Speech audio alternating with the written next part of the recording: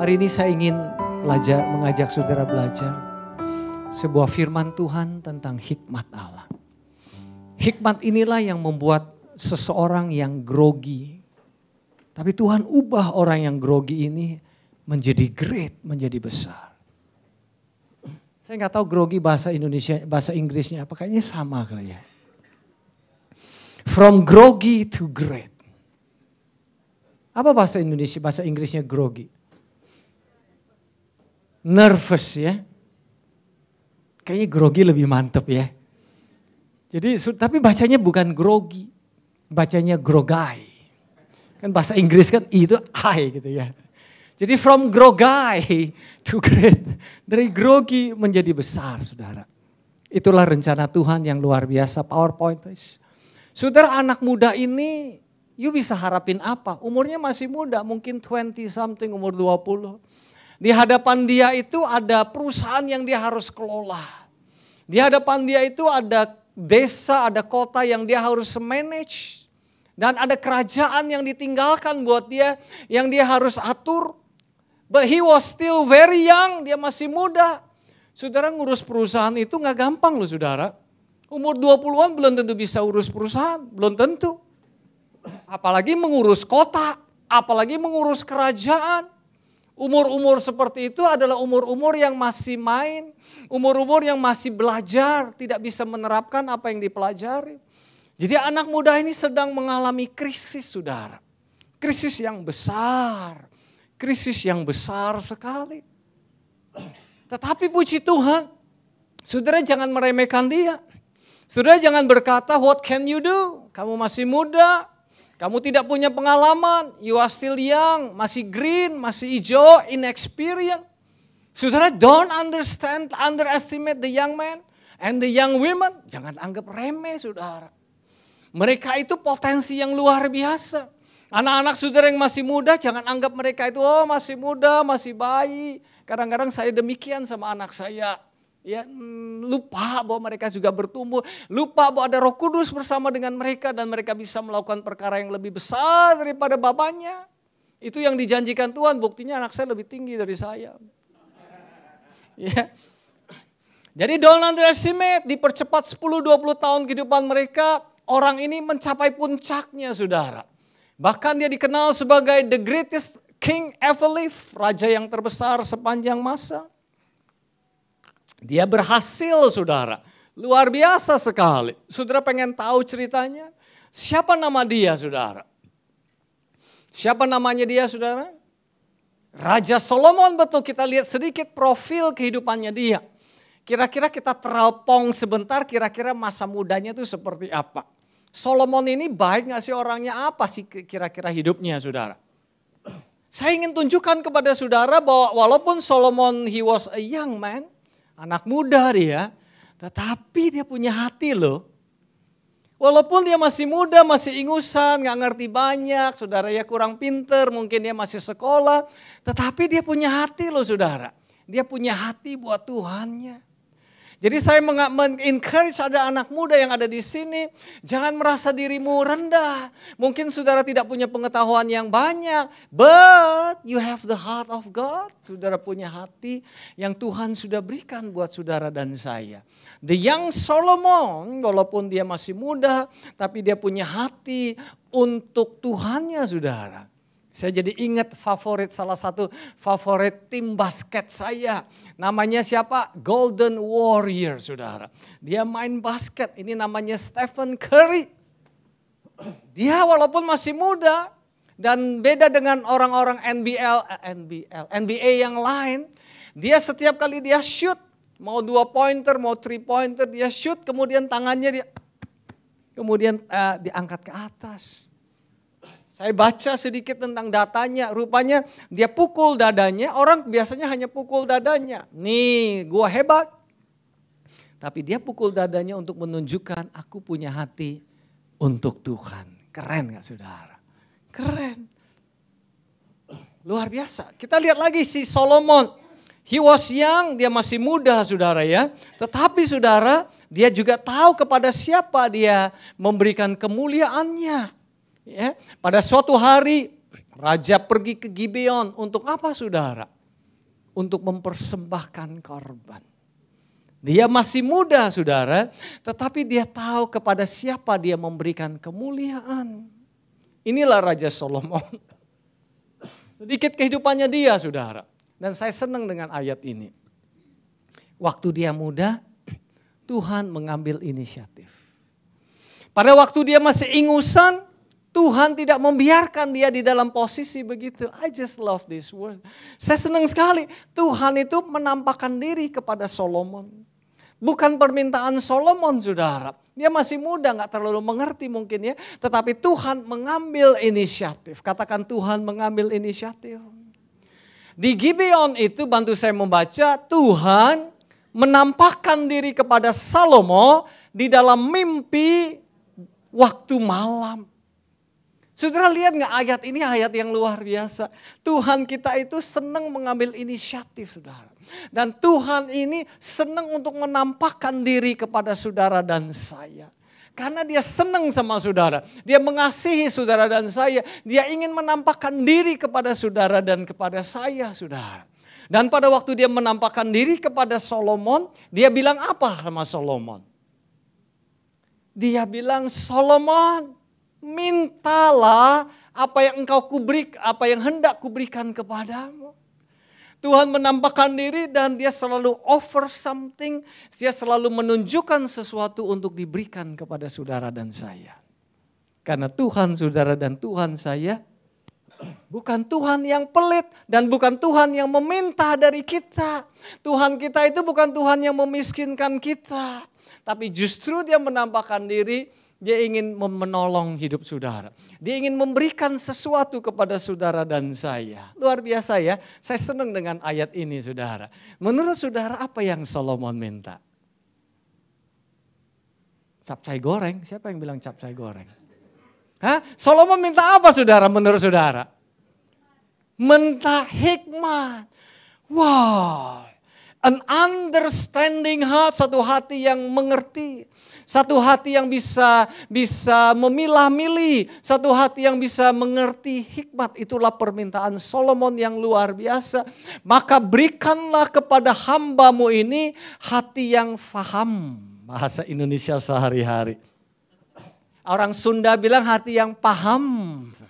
Menimbang perkara untuk menghakimi umatmu dengan dapat membedakan antara yang baik dan yang jahat. Sebab siapakah yang sanggup menghakimi umatmu yang sangat besar ini? Jadi Solomon minta sebuah hati yang bisa mengambil keputusan yang benar, di waktu yang benar, di tempat yang benar. Itulah permintaan seorang Solomon yang masih muda. Dan Tuhan mengabulkan gak permintaannya saudara? Tuhan senang dan Tuhan mengabulkan permintaannya. Dan sejak saat itu dia menjadi raja yang terbesar sepanjang zaman. Dan kalau tidak salah Pastor Hari pernah kasih tahu, dia pernah dengar temannya ngitung. Kekayaannya adalah 110 miliar US dollar. Jadi lebih besar kekayaannya daripada Bill Gates dan Warren Buffett. Belum lagi hikmatnya. Dia mengarang 1005 lagu saudara. Saya ngarang satu lagu aja udah seluruh dunia tahu. Ya pengen kasih tahu orang nih saya punya lagu nih. Solomon mengarang 1005 lagu. Dan kebanyakan kita mungkin gak tahu kalau dia punya lagu yang begitu banyak. Belum lagi hikmatnya yang luar biasa. Permintaan yang sederhana ini dari Solomon telah membawa dia dari seorang yang grogi, dari seorang yang tidak pengalaman, dari seorang yang dianggap remeh orang lain, menjadi the greatest king, raja terbesar yang pernah hidup sepanjang masa. Luar biasa sekali hikmat itu saudara. Hanya dengan simple request, permintaan yang sederhana dan permintaan itu masih ingat apa permintaan Solomon? Hati yang mengerti alias wisdom alias hikmat saudara. Kita berhenti sebentar saudara ya. Dan kita berandai-andai. Boleh ya dong, boleh ya saudara. Saudara coba berandai menjadi Solomon hari ini. Di umur-umur yang masih muda, saya lupa umurnya ya. Nah, mungkin belasan atau 20-an. Kemudian di dalam mimpi saudara Tuhan datang. Dia menampakkan dirinya dan dia bilang sama kamu, coba saudara. Dia bilang, Yuli kamu mau minta apa? Ya, dia nanya sama saudara, mau minta apa? Bud, kamu mau minta apa? Kira-kira apa yang ada di dalam otak saudara? Jujur. Hah? Ada salah satu dari kriteria ini. Mercy Tuhan. Udah lama gak punya. Tetangga gue itu punya 2 Tuhan. Malu rasanya saya Tuhan. Atau minta rumah atau karir. Bagus gak permintaan-permintaan ini? Bagus sekali saudara, gak salah. Ingat ya gak salah, Tuhan tidak anti. Yang tengah apa saudara? Bonus, minta apa yang paling kanan apa? Vacation, yang paling kiri apa? Tengah. Perusahaan, minta pasangan hidup. Ini apa sih Ker? Hah? Kesehatan, ya. Yang carry yang bikin, kalian yang jawab. Nah, Ker mana carry-nya? Ya. Oh lagi ngajar kali ya? Minta stetoskop ini ya. Ini saya belum nanya sama Carry, ini apa ini isinya nih? Ada yang tahu nggak paling kiri, ini apa sih? Hah? Catur ya. Ya. Atau yang terakhir buat businessman, importir bukan eksportir. Tolong dong rupiahnya di atas dolar. Kenapa? Just do it ya. Ya itu kalau saudara dan saya biasanya mintanya seperti itu. Atau kita minta, ini orang ngeselin saya, ini musuh saya minta dia dimatiin saja. Kompetitor saya dimatiin saja. Itulah kalau kita menjadi Solomon, biasanya sih. Jadi sementara Solomon menghadapi tantangan yang besar, ada kerajaan yang harus dia kelola, ada kota yang dia harus perbaiki, ada perusahaan yang dia harus perbaiki dan lain sebagainya. Sedangkan he was still young, dia masih muda, tidak berpengalaman alias ingusan, tidak terampil. Tetapi di tengah-tengah itu dia meminta hati yang mengerti, dia meminta hati yang faham alias hikmat dari Tuhan. Amin saudara, luar biasa. Saya ajak saudara explore lebih jauh sedikit ya saudara ya. Saya bertanya ya, hey, si Solomon yang masih muda ini kenapa dia bisa minta seperti itu? Hikmat apa yang membuat dia sehingga dia minta hikmat daripada Tuhan? Kira-kira siapa sih yang ngajarin dia? Apa yang membuat dia melakukan hal itu? Saya bertanya sama Tuhan dan saya tebak nih jawabannya saudara ya. Saya tebak peranan dari babenya saudara. Babenya mengambil peranan yang luar biasa. Dan ini sebuah encouragement buat saudara dan saya sebagai babe, sebagai bapak, kita punya peran yang luar biasa untuk mendidik anak-anak kita menjadi orang-orang yang perkasa.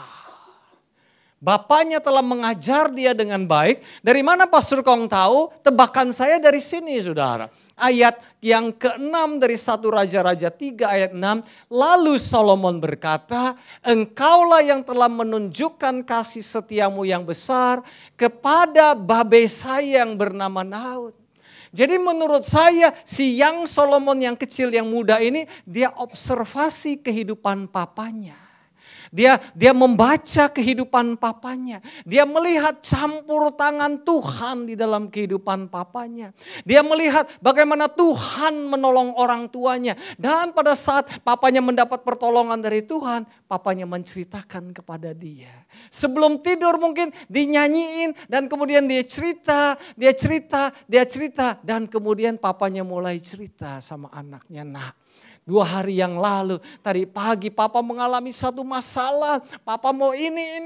Papa bingung di kerjaan, di kantor dan lain sebagainya. Dan ternyata Tuhan menolong papa.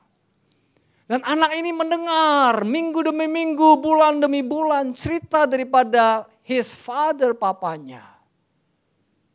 Saya kira menurut saya inilah yang membuat Solomon itu mendapatkan hikmat.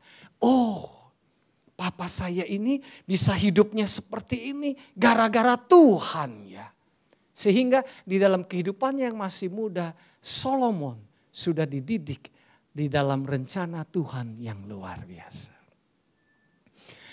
Sebab ia hidup di hadapanmu dengan setia, benar dan jujur terhadap engkau. Dan engkau, sekali lagi engkau ya Tuhan telah menjamin kepadanya kasih setia yang besar itu dengan memberikan kepadanya seorang anak yang duduk di tatanya.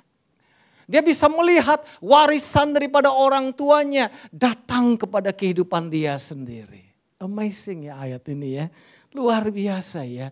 Jadi si Solomon ini melihat Tuhan sebagai sumber daripada berkat di dalam kehidupan papanya. Oleh sebab itu saudara, ambil waktu untuk ngobrol sama anak saudara. Ambil waktu untuk menceritakan cerita firman Tuhan kepada anak-anak saudara. Ambil waktu untuk bermain sama mereka. Ambil waktu untuk bersekutu. Ambil waktu dan kalau saudara salah, ambil waktu untuk minta maaf kepada anak-anak saudara. Tidak tertutup kemungkinan kita bisa salah. Ada berapa hal yang saya salah sama Angel sama Josh. Tapi saya belajar untuk minta maaf kepada mereka. Kita lihat lagi ayatnya. Maka sekarang ya Tuhan Allahku, engkaulah yang mengangkat hambamu ini menjadi raja menggantikan Daud ayahku. Sekalipun aku masih sangat muda dan belum berpengalaman. Jadi dia melihat bahwa aku bisa kok. Walaupun aku masih muda dan tidak berpengalaman. Tapi karena Tuhan sudah menyertai babe saya. Tuhan juga bisa menyertai saya loh. Jadi itu cara berpikirnya Solomon yang menurut saya dia dapat dari bapaknya saudara. Demikianlah hambamu ini berada di tengah-tengah umatmu yang kau pilih. Suatu umat yang besar yang tidak terhitung kiranya banyaknya. Dia sudah terbiasa tidak gentar terhadap hal yang besar. Tidak gentar terhadap visi yang besar. Tidak gentar terhadap tantangan yang besar. Karena Tuhan sudah selama ini menyertai papanya. Pasti papanya cerita, nak jangan khawatir. Tapi dia ada Goliat di depan saya. Nggak usah khawatir. Karena dulu papi nih nggak punya pengalaman nih. Cuman punya batu nih dan punya kantong gembala nih. Papi bisa mengalahkan Goliat. Jadi anak ini waktu masih kecil dia sadar, wow kalau papi saya bisa, saya juga bisa. Amin ya saudara ya. Luar biasa peranan daripada seorang bapa. Maka berikanlah kepada hambamu ini hati yang faham untuk menimbang perkara untuk menghakimi umatnya. Pasti dia lihat dari Daud. Daud itu adalah punya titel namanya a man after God's own heart. Seseorang yang punya hati Tuhannya. Seseorang yang mengerti hati Tuhannya. Sehingga Raja Solomon juga minta yang sama. Babe gue minta hati dari Tuhan. Gue juga minta hati dari Tuhan deh. Karena babe gue sudah jelas kehidupannya. Dengan dia minta hati dari Tuhan, dia berhasil. Dia bisa mengalami tantangan demi tantangan. Walaupun babe gue juga gak pinter-pinter amat. Tetapi dia bisa. Jadi waktu Solomon ditanya, mau apa kamu Solomon? Dia mengikuti jejak daripada orang tuanya. Meminta hati dari Tuhan. Amin saudara ya. Luar biasa. Apakah Tuhan mengabulkan permintaan Solomon saudara? Jelas Tuhan memberikan permintaan ini. Lalu adalah baik di mata Tuhan bahwa Salomo meminta hal yang demikian. Kenapa Tuhan menjawab doanya Solomon? Sederhana, karena Tuhan ini adalah a prayer answering God. Dia selalu mendengar doa kita kok. Dia selalu menjawab doa kita kok. Dia seneng kok. Ngomong-ngomong dia yang menawarkan diri loh. Itu Solomon gak diam-diam ngomong Tuhan dong bagi dong berkatmu. Enggak. Tuhan yang menampakkan diri kepada Solomon. Dia yang mengambil inisiatif. Maka sesungguhnya aku melakukan sesuatu dengan permintaan itu. Sesungguhnya aku memberikan kepadamu hati yang penuh hikmat dan pengertian. Sehingga sebelum engkau tidak ada seorang pun seperti engkau. Dan sesudah engkau takkan bangkit seorang pun seperti engkau. Keren sekali jawaban doa daripada Tuhan buat Solomon. Tidak akan ada lagi orang sehebat Solomon yang pernah hidup saudara dibilang. Kemudian apalagi, katakan apalagi. Apalagi yang Tuhan berikan kepada Solomon yang Solomon gak minta. Kekayaan.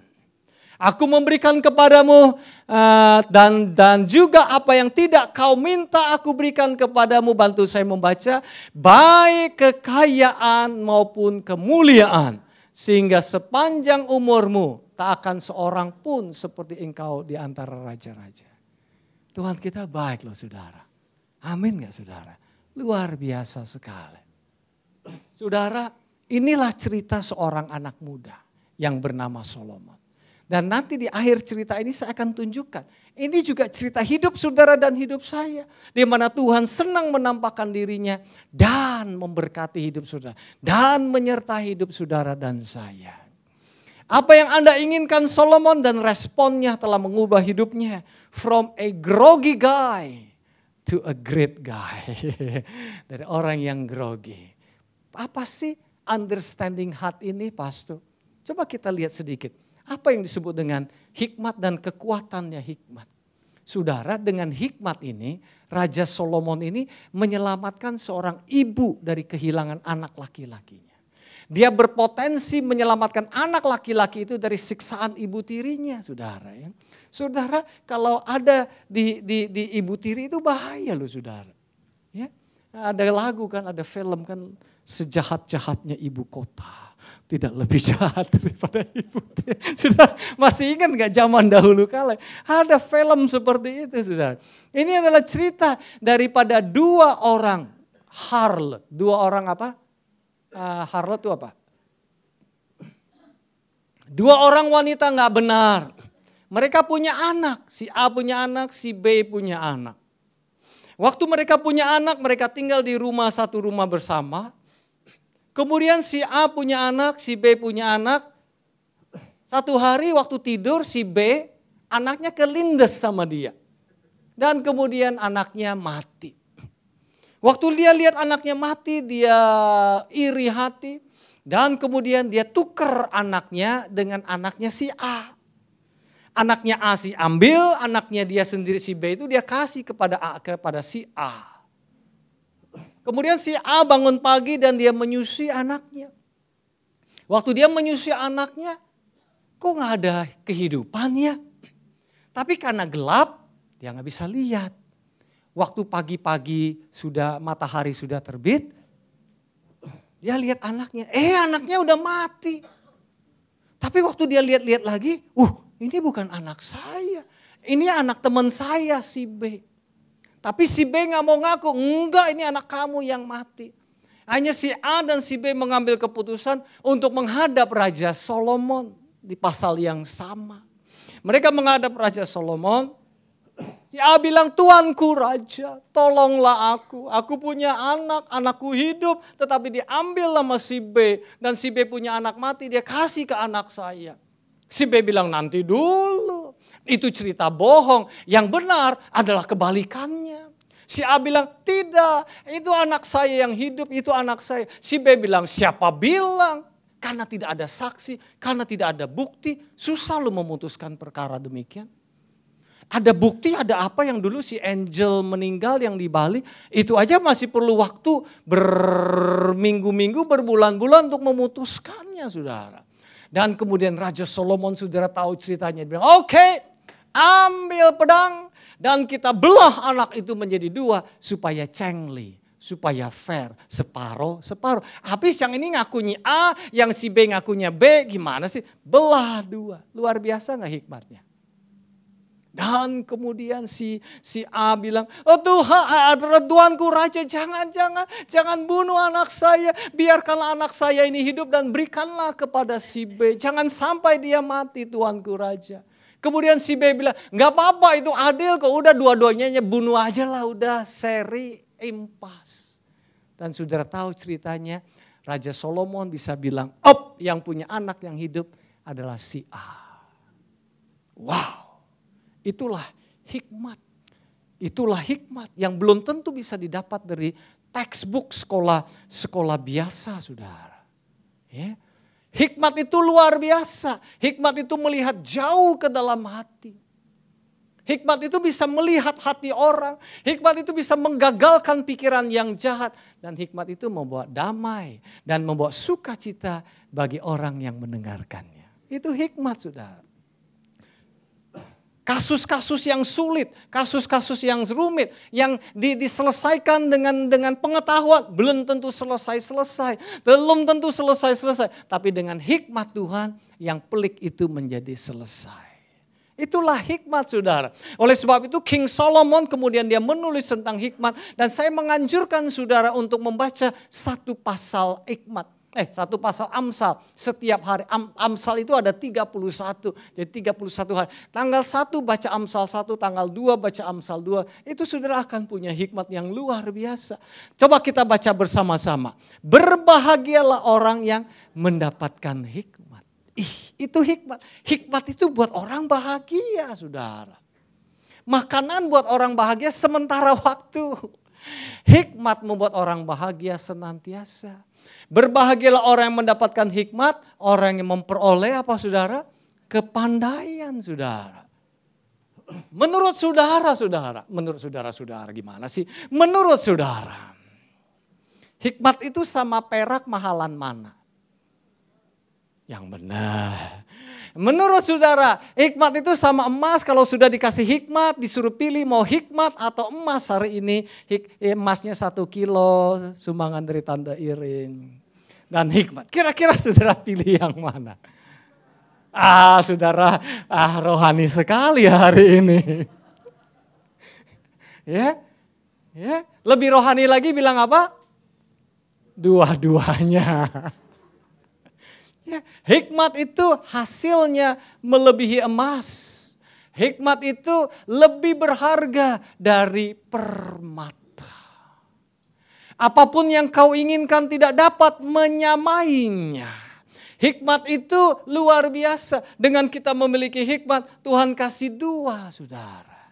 Madu di tangan kananku. Susu di tangan kiriku, aku tak tahu mana yang harus aku pilih. Itu lagu dunia. Kalau lagu dari Tuhan, umur panjang di tangan kananku, kekayaan kehormatan di tangan kiriku, pastilah aku pilih dua-duanya. Benar gak saudara? Amin gak saudara? Berikan tepuk tangan dulu buat Tuhan. Amin. Tuhan memberikan hikmat dan Tuhan memberikan yang lain saudara. Luar biasa. Jalannya, bantu saya membaca, adalah jalan yang penuh dengan happy. Dan segala jalannya shalom semata-mata. Penuh dengan damai sejahtera. Ia seperti pohon kehidupan bagi orang yang memegangnya. Siapa yang berpegang padanya akan disebut bahagia. Dengan hikmat Tuhan meletakkan dasar bumi. Siapa yang bilang Tuhan meletakkan dasar bumi dengan pikiran kepintaran toh? Tidak, dengan hikmat, dengan pengertian dia tetapkannya langit saudara. Wow, luar biasa Tuhan. Dengan pengetahuannya air samudera raya berpencaran. Dan awan menitikkan embun. Keren saudara, keren. Bahasanya juga bahasa puitis saudara. Hai anakku, janganlah pertimbangan dan kebijaksanaan menjauh dari matamu. Pelihara itu hai anakku. Kata Raja Solomon, dia tulis lagi untuk anak-anaknya sudah. Maka itu akan menjadi kehidupan bagi jiwamu dan perhiasan bagi lehermu. Saya kira gara-gara ayat ini ya, maka orang pakai kalung gitu ya, perhiasan di leher. Itu rasanya gara-gara gitu. Jadi rupanya ayat ini juga dibaca oleh orang fashion. Makanya iya, seringkali saudara perlu ngerti loh. Alkitab ini memproduksi fashion, manajemen dan lain-lain saudara. Betul saudara. Coba perhiasan ditaruh di hidung, kan gak bagus. Perhiasan ditaruh di kepala, enggak. Perhiasan itu mesti di leher saudara. Luar biasa. Maka engkau akan berjalan di jalanmu dengan aman. Dan kakimu tidak akan terantuk. Jikalau engkau berbaring, engkau tidak akan terkejut. Alias saudara akan tidur ngorok. Artinya apa? Tidur nyenyak. Tetapi engkau akan berbaring dan tidur nyenyak. Amin, saudara. Janganlah takut kepada kekejutan yang tiba-tiba atau kepada kebinasaan orang fasik bila ia datang. Karena Tuhanlah yang akan menjadi sandaranmu dan akan menghindarkan kakimu dari jerat. Itu hikmat. Apa sih hikmat, saudara? Saya cek di bahasa aslinya. Hikmat itu gak susah, saudara. Hikmat itu tidak harus di sekolah di UI, saudara. Hikmat itu gak harus di ITB, saudara. Hikmat itu tidak harus doktor, saudara. Hikmat itu adalah mendengar dari surga. Itu aja hikmat. Hikmat itu so simple, it is not complicated. Dari Tuhan itu sederhana. Kalau Tuhan kasih sesuatu itu sederhana sifatnya. Apa itu hikmat? Hikmat itu artinya mendengar. Apa artinya understanding heart? Hatinya mendengar. Hatinya mendengar firman Tuhan. Keren, saudara. Keren. Jangan meremehkan hikmat karena hikmat terdiri, pastor, yang penting sekarang mah IT, komputer, itu menurut orang sekarang kan. Saudara tahu nggak? Hikmat itu jangan dianggap remeh karena teman hikmat itu adalah pengetahuan dan kebijaksanaan. I wisdom dwell with prudence. Prudence itu nggak cuma knowledge loh, saudara. Prudent itu ada pengertian smartness. Smart itu artinya orang yang pinter, orang yang punya ilmu pengetahuan, belum tentu bisa menerapkannya pada lingkungannya, pada situasinya. Hanya orang yang pinter yang bisa menerapkannya. Jadi firman Tuhan berkata, I wisdom, aku hikmat. Temanku adalah prudent, temanku adalah kepintaran, kecerdasan. Dan temanku adalah pengetahuan. Dan temanku adalah invention. Menciptakan sesuatu yang tidak pernah tercipta sebelumnya. Keren ya, saudara ya. Jadi di tengah-tengah krisis, saudara, Tuhan menampakkan diri kepada Young Solomon. Tuhan bertanya kepada Solomon, kamu mau apa? Dan Salomo menjawab, Tuhan, aku perlu hati yang mengerti. Dan selanjutnya adalah sejarah yang luar biasa. Pertanyaan berikut, saudara. Sekarang di zaman modern ini, kita juga menghadapi krisis ya, saudara ya. Sekarang lagi ngalamin krisis nih, dolarnya naik dan lain sebagainya. Ekspor menurun dan lain sebagainya. Bisnis saudara bagaimana? Mengalami krisis. Apakah krisis keuangan, emosional, krisis fisik dan lain-lain. Apa yang bisa kita lakukan, saudara? Apakah Allah sudah menampakkan diri buat saudara dan saya? Mungkin itu doa saudara. Tuhan tambahkan diri dong kepada saya seperti kepada Solomon. Jawabannya yes, he did. Dia sudah menampakkan diri. Kalau hikmat di zaman perjanjian lama itu hanya sekedar ide. Di perjanjian baru hikmat itu pribadi, saudara. Lebih hebatan ide atau pribadi, saudara? Jelas pribadi. Kalau di zaman dahulu tuh hikmat itu come and go. Di zaman sekarang dia tinggal di dalam hidup saudara dan saya. Firman Tuhan di 1 Korintus 1:30 berkata, Jesus is the wisdom of God. Yesus itu hikmat Tuhan. Jadi Allah Bapa telah memberikan kepada saudara hikmatnya yang luar biasa. Dia telah mengasihi saudara, dia telah memberikan Yesus sebagai hikmatnya untuk mengatasi kehidupan krisis yang ada di dalam hidup saudara dan saya. Dan sama seperti Solomon menang terhadap krisis itu, saya percaya saudara dan saya pasti menang terhadap krisis yang akan terjadi dalam kehidupan kita. Amin. Why? Mengapa demikian? Karena sang hikmat Tuhan Yesus sudah dikirim Bapa di surga buat saudara tinggal di dalam hidup saudara dan hidup saya. Inilah hikmat Tuhan. Apapun yang saudara perlukan untuk kehidupan ini. Apapun yang saudara perlukan untuk kehidupan ini. Kesembuhan fisik, masalah keuangan, dosa, apapun, tantangan sudah dijawab oleh sang hikmat ini. Hikmat ini lebih hebat daripada sekedar ide. Dia memberikan dirinya buat saudara dan buat saya. Sehingga Rasul Paulus dengan berani berkata, Ia yang tidak menyayangkan anaknya sendiri, tetapi menyerahkannya bagi kita semua. Pertanyaannya, bagaimana mungkin Dia tidak memberikan hal-hal yang lain kepada saudara? Solomon minta hati yang mengerti. Tuhan memberikan plus yang lain. Paulus juga bilang, mana mungkin sih Tuhan Yesus sudah berikan kepada kamu dan masalah kamu Tuhan gak bisa selesaikan. Amin saudara ya. Keren. Dan saya senang dengan ayat yang Pak Suyung Cian buat minggu lalu. Dia itu tidak hanya memiliki pintu untuk kita. Yesus itu adalah pintu buat kita. Berapa banyak yang diberkati khotbahnya Pak Suyung Cian minggu lalu? Saya diberkati sekali. Sebenarnya saya sudah tahu ini. Tapi over the time lupa. Jadi waktu Pak Suyung Cian khotbahkan, wow saya bilang, Yesus ini adalah pintu. Lebih hebat daripada rolling door.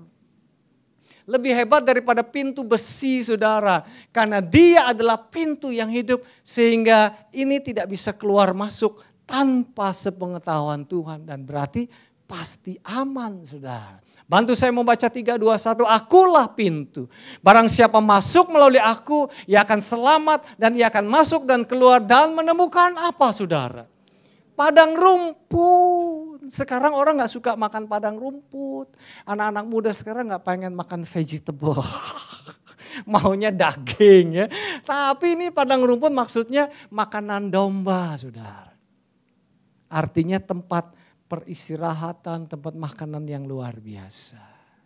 Saudara lihat ini Ye ti te hua chuan chuo me li ti fang Tian kung de niao chung lai bu hui sen huo mang. Lihat the lilies of the valley. Bagus gak saudara? Bagus. Tetapi kita sekarang lihat lili, ya udahlah cari tempat lain lagi lah, cari Disneyland, cari yang lain. Lily of the Valley lihatnya sebentar. Saudara tahu nggak?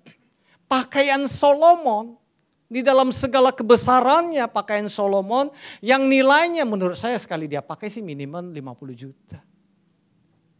Selebriti saja saya baca-baca, pakainya $1.000, $2.000, $3.000. $4.000, $5.000. Solomon pakaiannya minimal $5.000 menurut saya.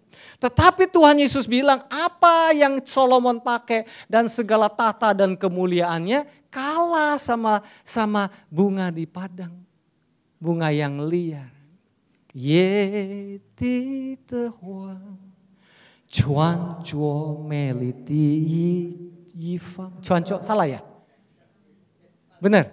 Chuan chuo kan pakai kan? Pakai meli kan indah, Yifang kan baju gitu ya.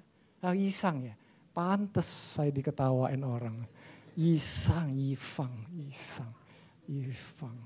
Sama lah tante, sedikit-sedikit beda orang ngerti. Ya, itulah Raja Solomon luar biasa. Behold, Yesus datang dan berkata, hei umatku. Kamu mengagungkan Solomon, the temple of Solomon, bait Solomon yang begitu megah. Tuhan bilang, hey, the greater than Solomon is here. Aku lebih besar daripada Solomon. Dan saudara dan saya kabar baiknya adalah, saudara dan saya di dalam Solomon, di dalam Tuhan Yesus. Berarti saudara lebih besar daripada Solomon. Gak percaya nih. Saudara dan saya lebih besar dibandingkan dengan Solomon. Kekayaan saudara lebih besar dibandingkan dengan Solomon. Karena apa? Karena saudara dan saya di dalam Kristus Yesus. Tuhan bilang consider the bird. Lihatlah burung-burung di udara. Solomon dengan kekayaan belum tentu bisa mengatur itu burung-burung terbang dengan bebas, dengan merdeka. Tetapi aku bisa mengaturnya. Oleh sebab itu burung yang nilainya berapa duit sih harga burung yang kurang bernilai hari ini ada, minggu depan mungkin juga udah gak ada. Kalau saya pelihara dan mereka tidak ada kulkas. Sedangkan saudara rumahnya kulkasnya ada 2. Gak usah khawatir. Karena Tuhan menyertai kita. Kepada mereka Allah telah memberitahukan betapa kaya dan mulianya rahasia itu di antara bangsa-bangsa. Kita baca bersama-sama, Kristus ada di tengah-tengah kamu, Kristus yang adalah pengharapan akan kemuliaan. Dengan kata lain, the glory of Solomon, kemuliaan Solomon tidak sebanding dengan kemuliaan saudara dan saya. Karena kemuliaan saudara dan saya ada di dalam Kristus Yesus. Tepuk tangan yuk buat Tuhan. Oh luar biasa. Yang terakhir saudara, yang terakhir. Minggu lalu Yudi Chandra mention tentang ini ya. Dikejar, di Uber. Ngomong-ngomong kalau saudara mau SMS Gembala, saudara daftarkan ke Carry ya. Dan kalau misalnya nomor handphonenya udah gak kepake, tolong kasih tahu. Sayang kalau SMS kan bayar ya. Kalau BB gak daripada bayar itu sayang dibuang. Saudara kalau ada ganti nomor kasih tahu Carry ya. Atau WhatsApp gitu ya, dia bisa kirimkan. Di Uber, dikejar, dibunuh. Daud tidak mati-mati juga. Bahkan pada waktu ada kesempatan balas dendam, Daud tidak melakukannya. Kenapa? Karena roh kehidupan dalam Kristus Yesus tinggal di dalam kita. Percayalah kebaikannya mengalir di hidupmu. Ya, jadi saya ingat ini. Masih tahu ceritanya? Tahu ya? Jadi Yudi Chandra dapatkan SMS ini, kemudian dia forward kepada keluarganya. Karena lagi ada sebuah tantangan. Waktu papanya baca, papanya langsung turun ke bawah. Papanya bilang, kenapa si Daud? Karena karyawannya salah satunya namanya Daud. Kenapa dia di Uber? Kenapa? Mati ya dia. Kenapa? Iya bisa pas begitu ya saudara ya. Minggu lalu atau Kamis lalu saya tulis. Sushi, sashimi dan sayur lodeh adalah makanan yang Tuhan sediakan. Nikmatilah. Tetapi ada satu macam makanan yang jauh lebih lezat dan sehat. Tidak ada kolesterol. Tidak ada apa lagi saudara? MSG. Yaitu mana dari surga. Yaitu firman Tuhan. Itu free buat saudara dan saya. Amin saudara. Kalau sudah bilang aduh krisis nih saya gak punya duit untuk beli sushi, sashimi, sayur lodeh. Gak usah khawatir. Masih ada makanan yang lebih lezat. Namanya firman Tuhan. Emangnya bisa kenyang makan firman Tuhan? Bisa saudara. Kalau makannya sama-sama Pastor Agus. Karena kalau saudara makan sama firman Tuhan, gak mungkin dia gak sediakan makanan. Benar gak? Dia undang saudara, ayo kita belajar firman Tuhan. Di mana undangannya Pastor Agus? Di mana? Di rumahnya. Atau di restoran mana. Dia kemudian khotbah firman Tuhan sharing sama saudara. Apalagi saudara bilang, iya bagus sekali firman. Bagus sekali. Pasti disediain minum dan makan. Tapi kita cari makanannya, kita gak cari Pastor Agusnya. Waktu kita cari Pastor Agusnya, dapat makanan dan minuman. Yang bilang amin akan ditraktir Pastor Agus. Yang terakhir saudara, ini Kayla Nehemia Tananda. Ini anaknya Andi sama Aping yang baru lahir hari Kamis yang lalu kalau gak salah ya. Saudara tahu gak? Waktu pembuahan terjadi kelainan di perutnya Aping. Dan dokter periksa katanya sel telurnya atau ya pokoknya buah kandungannya itu atau bayinya itu ada di luar kandungan.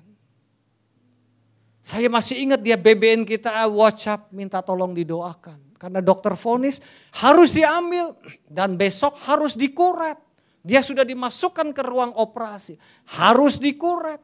Karena tidak ada, karena di luar rahim. Tapi hari itu Tuhan ngomong sama Andi. Tuhan kasih hikmat. No, bayi kamu sehat dan akan lahir. Jadi dia minta dikeluarkan. Saudara mau minta dikeluarkan gak gampang kan ya. Apalagi menurut prosedur kedokteran ini bahaya dan lain sebagainya kan. Tapi dia kekeh, dia minta dikeluarkan. Waktu dia minta dikeluarkan, kemudian dokter lain periksa besoknya atau lusanya. Dokternya bilang gak ada apa-apa di dalam kandungan Aping. Semuanya baik-baik saja. Makanya salah satunya dikasih nama Kayla Nehemia Tananda. Kayla artinya apa ya Mami ya? Crown, mahkota. Kayla artinya apa lagi? Sukacita. Nehemia dia dapat ayat dari Nehemia 8 ayat 10. Sukacita Tuhan adalah kekuatan kita. Sukacita Tuhan adalah kekuatan kita. Akhirnya saudara, 2-3 hari yang lalu Kayla lahir dengan selamat, sehat, walafiat. Musician, pagi hari ini saya ingin, sebentar, satu lagi ayat yang terakhir. Satu lagi. 1 Raja-Raja 3 adalah cerita kasih Tuhan kepada Solomon. 1 Raja-Raja 3 bercerita Tuhan visit Solomon. Tuhan appear. Tuhan mendekati Solomon pada waktu Solomon ada kebutuhan. Dan Tuhan bilang, Mon, kamu mau minta apa? Hari ini saya percaya tulisan 1 Raja-Raja 3 tidak hanya berbicara tentang Solomon. Karena seluruh Alkitab bicara tentang Tuhan Yesus. Hari ini juga saya percaya dia sedang tinggal bersama-sama dia. Dia datang lewat anaknya yang tunggal. Sehingga saudara dan saya adalah orang-orang yang penuh harapan. Tadinya kita tidak berpengharapan, tadinya kita berdosa. Tetapi Tuhan telah menyediakan anaknya yang tunggal Tuhan Yesus. Terjadi exchange life. Hidup kita diambil Tuhan, yang buruk, hidup Tuhan diberikan kepada kita. Pada waktu kita percaya, dia tinggal dalam hidup kita untuk selama-lamanya. Tapi pagi hari ini saya terbeban. Mungkin ada kebutuhan-kebutuhan spesifik dalam hidup saudara. Saudara perlu hikmat yang ada di dalam hidup saudara termanifestasi. Hikmat Kristus termanifestasi. Dan saya akan siapkan altar ini kalau saudara mau maju ke depan. Saudara just bersama dengan Tuhan dan saudara berdoa. Tuhan, Engkau sudah berikan aku hati yang baru. Tuhan, aku berdoa bagaimana hikmat itu. Bagaimana kasih Kristus mengalir, lebih mengalir lagi. Lebih mengalir